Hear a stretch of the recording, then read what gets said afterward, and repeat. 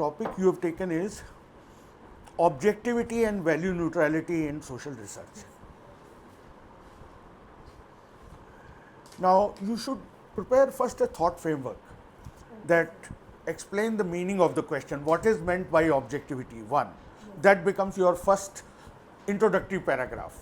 Then you have to talk about how far is objectivity attainable. And thirdly, you have to talk about, is total objectivity even desirable? That there are various sociologists like critical sociologists, feminist sociologists, and also radical sociologists. They have said that too much of objectivity is undesirable. Yes, So this is the framework of the answer. Now I'll see what you have written. Objectivity is a frame of mind of the observer so that cultural prejudices or predilections do not contaminate the process of, it is not correction, collection. Collection and analysis of facts. Research should be free from biases, okay. According to Radcliffe Brown, research should be free from ethnocentric and egocentric prejudices or biases. All the value labels must be dropped. However, objectivity continues to be an elusive goal, one which cannot be achieved. All that can be done in practice is that subjectivity can be minimized. Here you could have also introduced Weber's viewpoint that there is area of value relevance and area of value neutrality. Now, you are saying according to Gunnar Myrdal, there are many biases which occur. Okay. This is not because of Gunnar. All these points are not because of Gunnar Myrdal. It was his viewpoint. He says when you are quoting Gunnar Myrdal, then mention only what Gunnar Myrdal has said.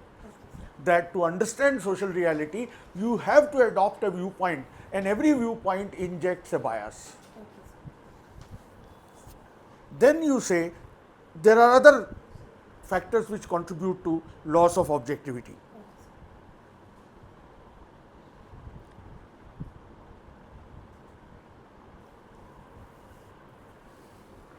Now you say values are commonly accepted standards of desirability unique to a particular.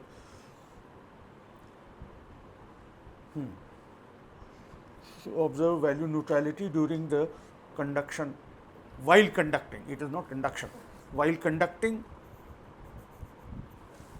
sociological research. This is what is Weber's viewpoint. You could have mentioned that. This is how. In question you have written is critically examine positivistic approach in sociological studies. The term positivism was coined by Auguste Comte. Positivism is another name for physical and no, this is wrong. Positivism means adopting the same methodology as practiced in natural sciences. The statement is not correct.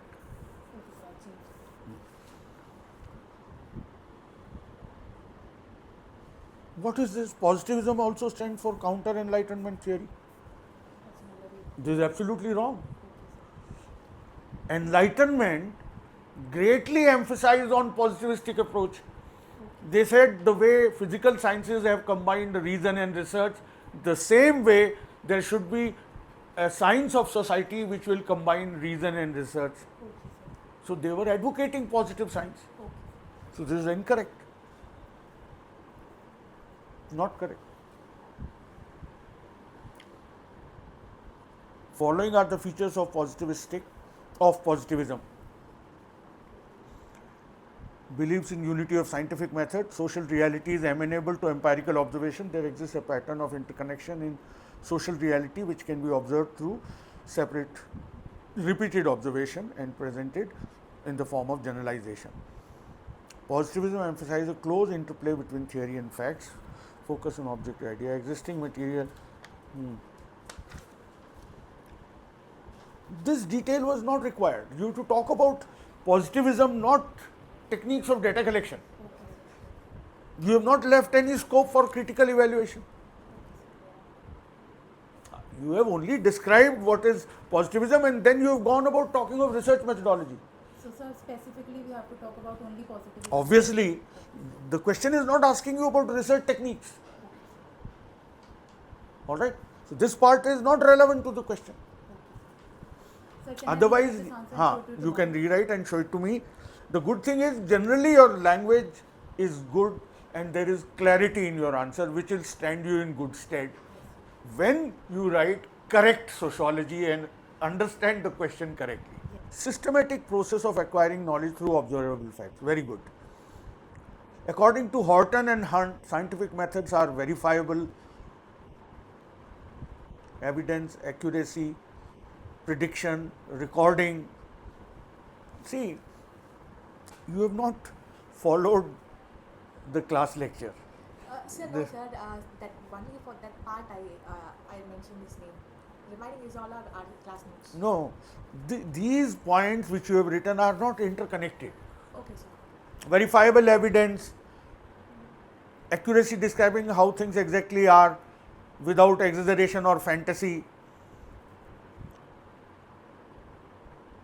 prediction, making exact prediction based on data. Now, these are unrelated things you have just put together. Okay, sir. There should be logical connection. Okay, sir. Points in favor of sociology being a science: use of empirical evidence, systematic observation and data collection, formulation and testing of hypotheses, peer review and replication of studies. Very good. This part is all right. Points against sociology being a science: individual perspective can influence data collection. Emphasize that human subjectivity and challenge objectivity. No, ethnomethodology say that positive science is not possible at all. Scientific method is not possible. But the question which I had given to you was, is sociology a science? So you should have talked about what are the problems you encounter while trying to conduct a scientific study Okay, in sociology. sir. Okay, sir. That we have a problem regarding observation of social reality. I mentioned it, sir. Where is the where have you? Probability of objectivity, probability of generalization. Yeah.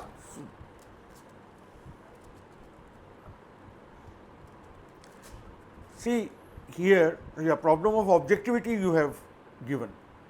Ethical issues of informed consent and privacy. Okay.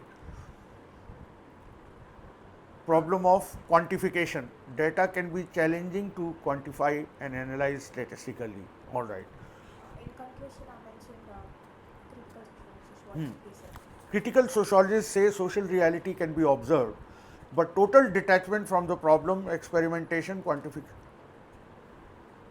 The sentence is not correct, Nandika. Okay, sir. Critical sociologists say that social reality can be observed, but total detachment from the problem. You left the sentence half. Okay, sir. Experimentation, quantification, and total objectivity are not possible. All social reality is subjective, meanings, motive, limited generalization to certain extent. Sociologists, to a lesser or greater degree, follow observation method. See, it is all hodgepodge. It's not written very coherently. Okay, sir. Okay, you rewrite it and show it to me tomorrow. Sure, sir. Yes, sir. Okay. Scientific method is a systematic approach used by scientists to investigate natural phenomena, acquire knowledge, and formulate theories or theories or hypotheses are same thing. Then to formulate theories or hypotheses, you say that they try to use hypotheses to formulate theories. It typically involves following step: observation,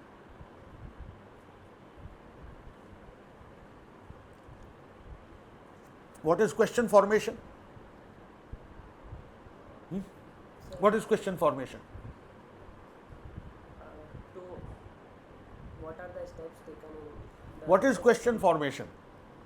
You could have said, if at all you wanted to say that, I don't know whether that is what is your intention, that to start observation, we begin with the research design, where we define the problem of research, the universe of study, and also formulate a hypothesis. Then second thing is collecting data. So we use various techniques for data collection. Then through repeated observation, through repeated observation, we try to test the hypothesis and arrive at a generalization. This question has gone haywire. It is not correct. Did you not? Hello. Did you not attend the class on scientific method? Sir, I attended. Then where did you pick it up from? Where did I will attend. rewrite? So you have Ideology and emergence of sociology. Ideology refers to a system of belief, values, ideas, and principles that guide individual or group and shape their understanding of the world. Okay, this is correct. And their place within it. It often serves to justify and uphold certain social, economic, or political structures and practices.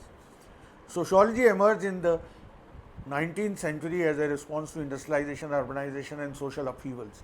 It seeks to understand society's structure, institution, dynamics through systematic study. Ideologically diverse sociology explores how individuals interact. This you have copied from somewhere. no, sir, I didn't cover, but I researched and then I did. No, it's a straight copy because it is not answering the question that how ideology played a role in the emergence of sociology. You just picked up something where you've gone about talking what sociology does. But it is not answering the question. Question is ideology and emergence of sociology. So, the meaning of the question is what is the role of ideology in the emergence of sociology? How did ideology contribute to the emergence of sociology? You are not talking about that at all.